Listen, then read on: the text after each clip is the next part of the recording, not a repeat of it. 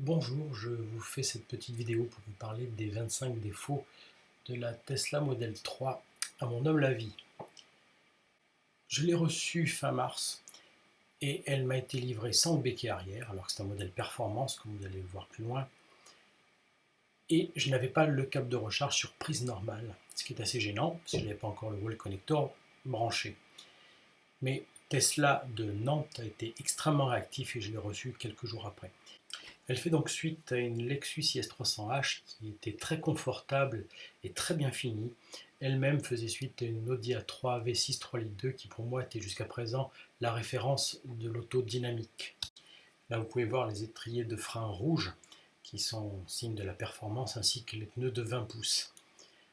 Vous pouvez constater l'absence de béquet en carbone à l'arrière. Pour les défauts intrinsèques, on notera, regardez bien la petite flèche bleue qui suit un joint que j'ai rajouté au niveau du toit panoramique en verre qui se trouve à l'avant du véhicule, au-dessus du passager et du conducteur.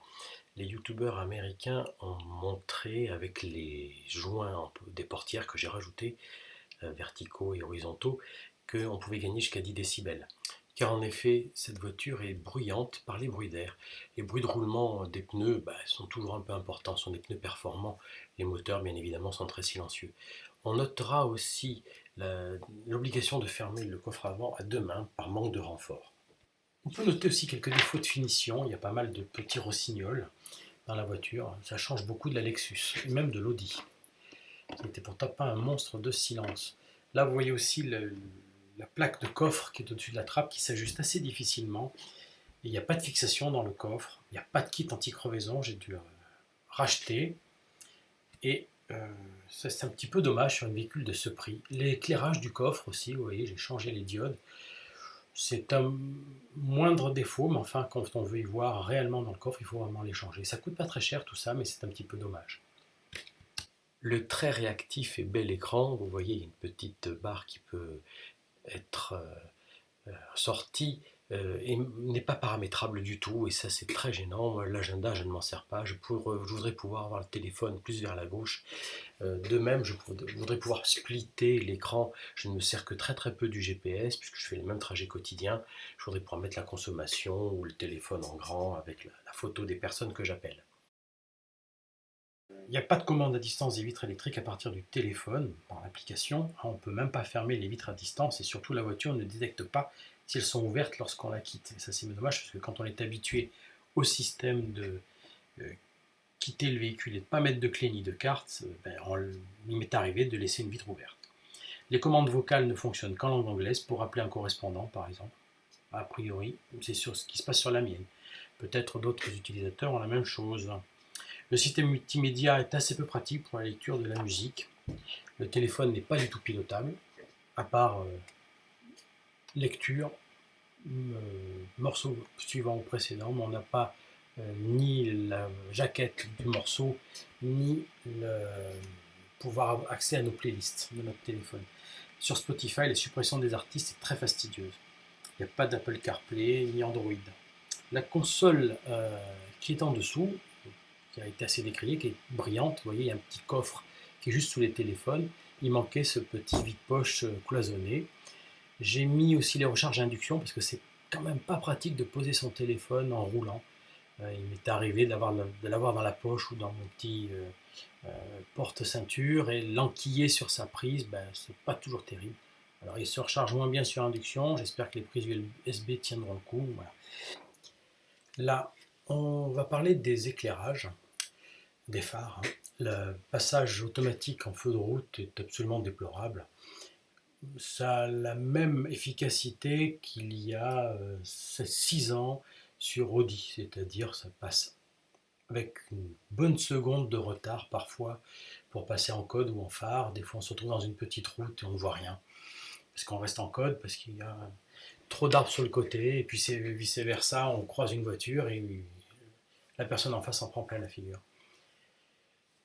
Là on voit toute la programmation des systèmes de sécurité. L'évitement d'urgence de franchissement de ligne est encore perfectible. Des fois il corrige et des fois il ne corrige pas. Voilà. Ça, donc je ne tiens pas compte de ça, je conduis encore entièrement le véhicule. Il manque aussi la possibilité de pouvoir programmer les boutons qui sont sur le volant, ne serait-ce que pour pouvoir accrocher le téléphone, tout simplement. On est obligé de quitter la main du volant pour appuyer sur l'écran. Ça, c'est un petit peu dommage.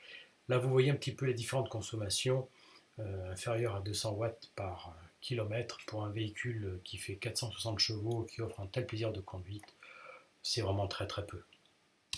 Tout ceci en respectant les limitations de vitesse, mais je n'ai pas peur d'appuyer à fond sur l'accélérateur quand j'ai besoin de doubler.